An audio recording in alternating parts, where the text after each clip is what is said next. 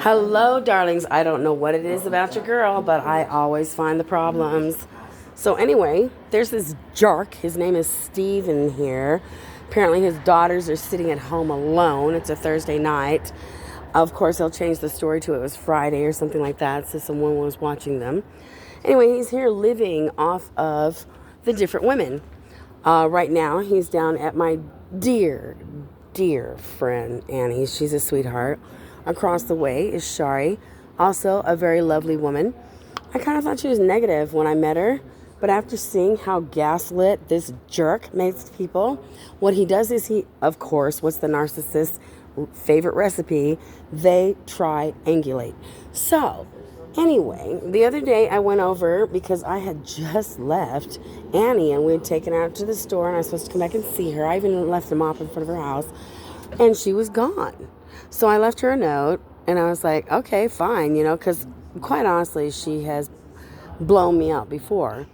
But that's what happens when you're with a narcissist. What they do is they tell you, no, let's just go. Or they do something to the effect to make sure, absolutely sure, that you burn out your friends. Then your friends are just like, oh, taken aback. Well, of course, in my case, I was quite taken aback.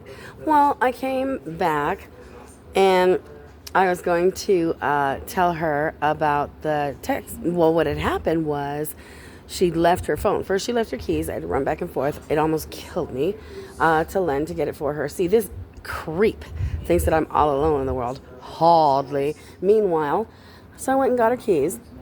Then I came back, and she was gone. And I was like, oh, okay. So I was like, fine, you want to ditch me? And basically, he gave me the impression that she didn't think I was one of the cool kids, And he also did the same with Shari, gave her a big lecture in front of me after what I'm sure was some kind of a gaslighting, because she's like, no, I don't like people who are chatty and all this. And you know what? I could tell that she'd been through a lot. And us women, once there comes a point, there's a point. And so what ended up happening is this, I don't even know a word that would describe how negative I feel about somebody who would do this, because you cannot even live in this building unless you're 55, 56, by the way. So he comes up, well, that's the thing, is that he said, we came up here, okay? And that way he could talk. And he told me a bunch of stuff about Annie. And basically told me not to tell her. Now I have a problem with that. I don't like when people tell me, don't say anything, don't tell anyone, let's keep it cloak and dagger. Why? And I asked him as such. He said that it would humiliate her and embarrass her and hurt her. Well, during the course of the evening, I also explained to him that balcony right across the way, I saw him pissing all over her balcony. He had a whole bunch of bad things to say about her, up to and including that she'd been in the bathroom for 3 hours, and he absolutely had to go.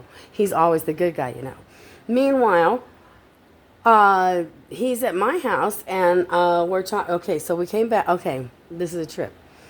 So then when I go back with him, I asked Annie if we could talk for a minute. I had been trying to chase her for several weeks because her and I had said that we're going to do a cooking show together. I haven't been able to see her because every time she's on it, I'm sure Mr. Gaslight's right there. Good to see you. Have a good night. That's one of my favorite neighbors.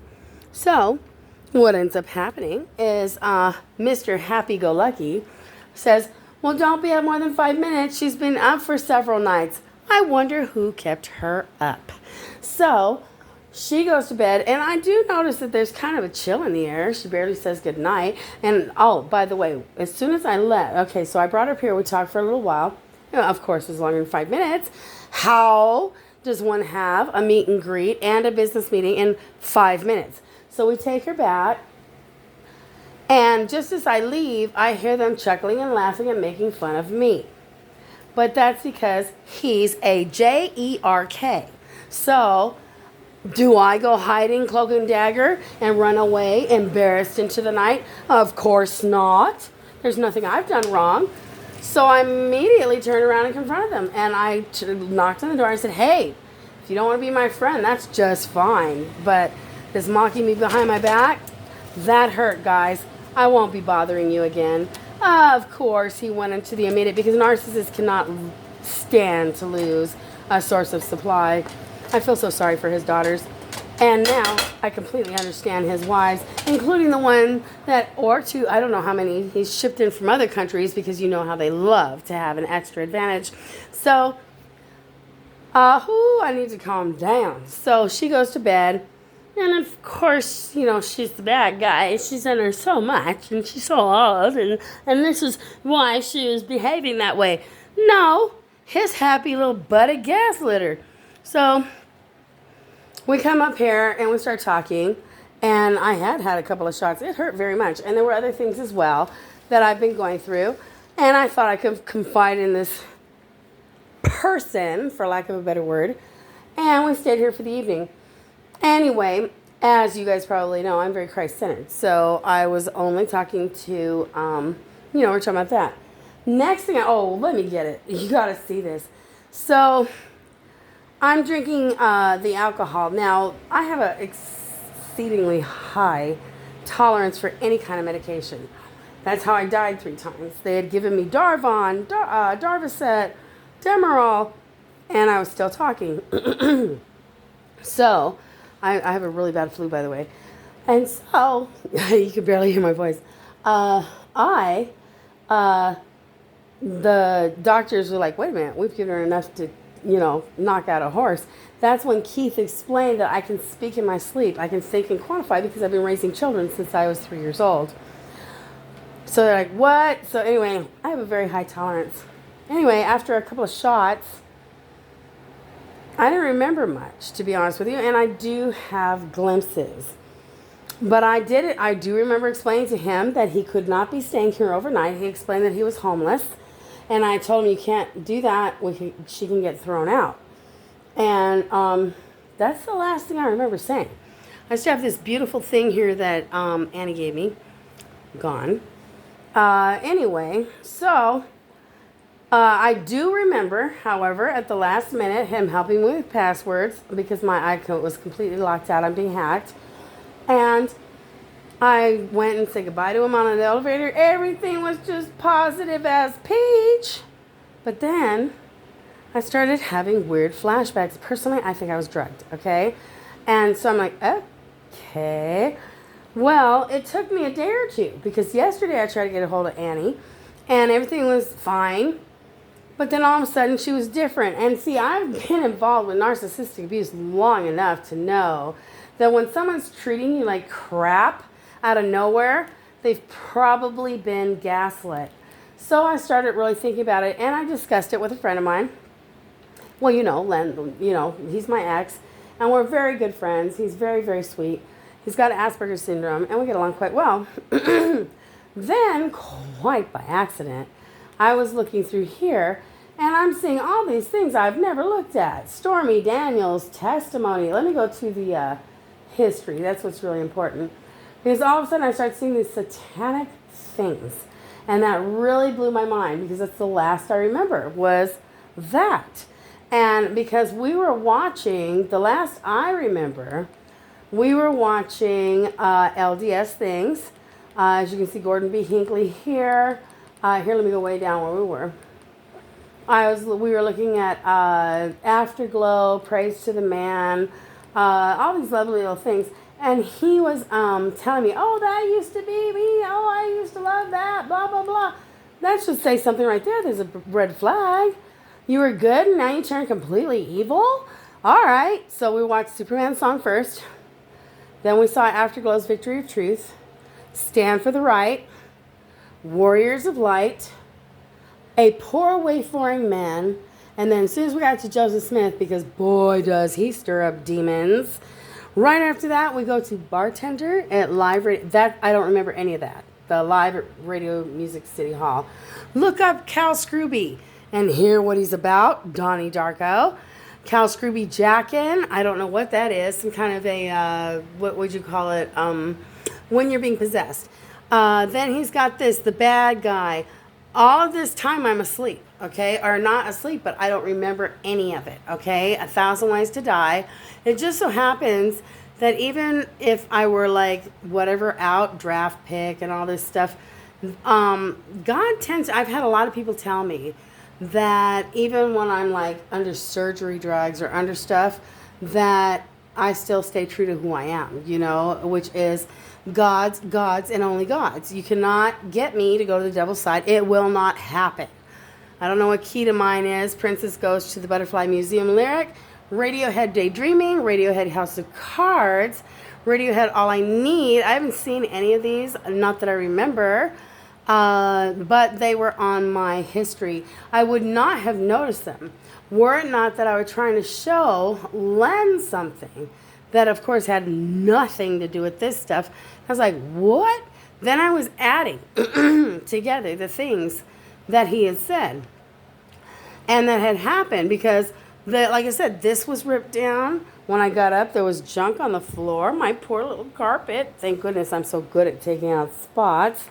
But yeah, it was ugly. There was stuff everywhere. It was vile. And I was like, what in the heck? Now, come on, 56 years old. I've never had an incident like that in my life. And anyone who knows me will tell you that's just not me, okay? So, I'm very frustrated. Anyway, this man is a very good manipulator, and he is exceedingly good. It's so unfair to get anyone in trouble. But I do remember telling him he couldn't stay here overnight because I could get in trouble.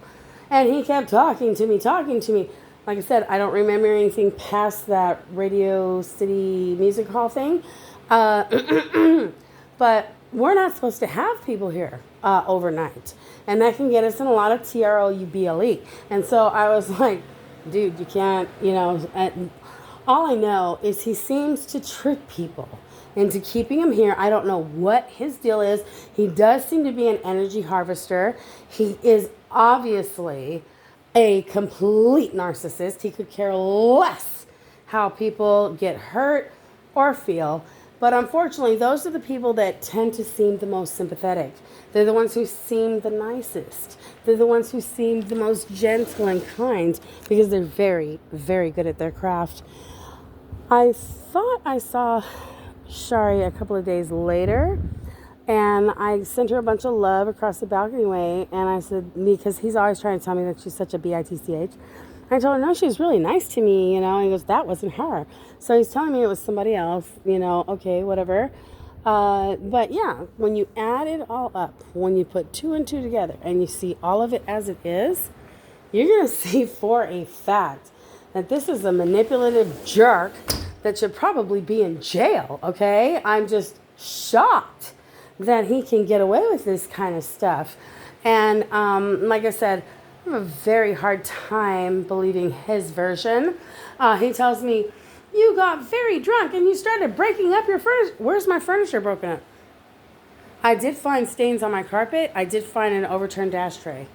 But other than that, and we're not even supposed to have ashes. That's the other thing that got me, because I barely remember him asking me for an ashtray.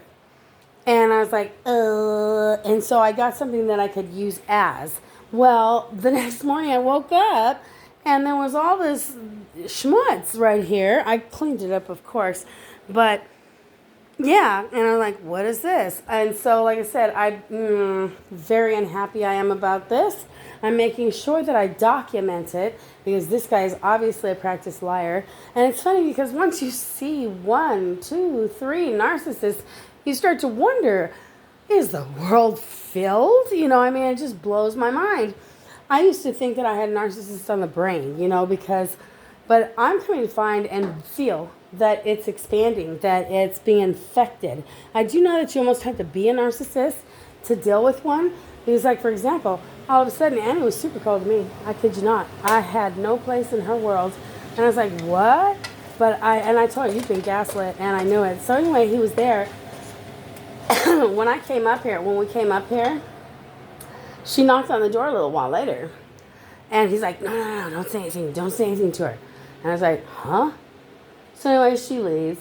And then he gave me the impression that I wasn't one of the cool kids or something to that effect because of Shari going off on me the way she did. And but I get it now. I'm totally not against her. The thing is that, oh yes, I'm posting this on YouTube. I'm going to find that the truth will set you free. And I'm going to make sure that my truth is always documented Even if people don't agree with it or like it, because the fact of the matter is, that's what I saw. So, that's what he's doing right now. He's got Shari, who knows what he said about me, and then he's got Dear Annie. Now, these are lovely women, but they are at a disadvantage. I do not consider myself in any way, shape, or form at a disadvantage. And so, like I said, I have a pretty bad flu. I just want to make sure that I documented what happened. Also to show off the apartment to see, oh, what furniture is broken up? He said, I broke up all my furniture. What furniture? Where is it broken up? I did see an overturned unauthorized ashtray. I did see a big nasty punch spill. And I did see ashes on my beloved carpet. And if anybody knows me, they'll tell you if I'm half dead, I do not want any kind of stains on my carpet. Now, I'm not trying to say I'm completely OCD, but maybe you can say just a little bit, because I do not like stains in the carpet. It bugs me. I will work all day long to get rid of a stain in the carpet. That bedroom in there, major stains. When I moved here, it even had dog poop. I'm resisting cleaning it now, okay? So, I just wanted to make sure that I got this documented. I just wanted to make sure that I had this for, as they say, let the record show. Because there's no way, shape, or form that I'm going to allow, by any stretch of the imagination, some jerk to come into this building and start turning the women against each other so he can get a free load. When I first met him, he was cleaning her house, and I thought, oh, how sweet. Everybody was like, you're so cute, you're so sweet. We all thought he was great. He said that he used to be her boss, landlord, that she was his cleaning lady. What I saw was workers' ownership. He's over there doing it so he can take the heck over. When I went over tonight, he was taking over. He has told her, I don't even know what he told her. All I know is that it must have been so vile, so horrible, so disgusting, so low down, that she barely even wanted to speak to me. And I could hear the disappointment in her voice last night. We had planned on having a meeting, and I never saw her. And she actually cut it off. And, you know, those things don't happen. Something made her change like a channel on a TV dial, dude. 1 minute she was my bud. The next minute she wanted nothing to do with me. That largely spells gaslit. So when I went over just now, I said, I have some stuff for her. That's one of the things that I told her. And I said, that fellow must have gaslit you. And I said, is he here? And she goes, yes. And I said, why did you tell me not to talk to her when she came? He goes, because I didn't want to talk to her. And I said, uh-huh. And then he goes, I already told her about that. And I said, of course. That's what you narcissists do. You cover your tracks before anyone can confront you. I mean, this guy thought of it from every end of the way, okay? Meanwhile, there's a food stamp card missing from my home. I didn't mention that, but we went ahead and turned it in. I also changed all the passwords to my stuff. But the fact of the matter is, this Steve, whatever his last name is, I feel he's a predator. I feel he's evil and wrong. I don't love my luck that I run into these guys. I'm sure that it's some kind of a attraction. Can you believe it? I'm looking up there right now. I have a mosquito eater. From it there, it scared the crap out of me because I didn't know what it was. But mosquito eaters are pretty cool. You can keep them because they eat mosquitoes for you. So you get to stay here, honey. Hopefully not a monitoring spirit. Who cares? I have nothing to hide. I'm an open book. But yeah, I tore this house up trying to find that food card. That's not why all this happened, however. What really happened was I didn't get to have my meeting with Annie. I was going to be cooking tonight. I made liver and onions. I love liver and onions. It's very, very healthy. With ketchup. But the thing is he goes, She wants nothing to do with you anymore. Wow. That said it will. Because the fact of the matter is, if Miss Annie didn't want to have anything, and I told her, I said, what is he doing here? He told me last night that he's homeless and that, not last night, but I believe it was the night. Yeah, maybe. Anyway, yeah, it was the night before.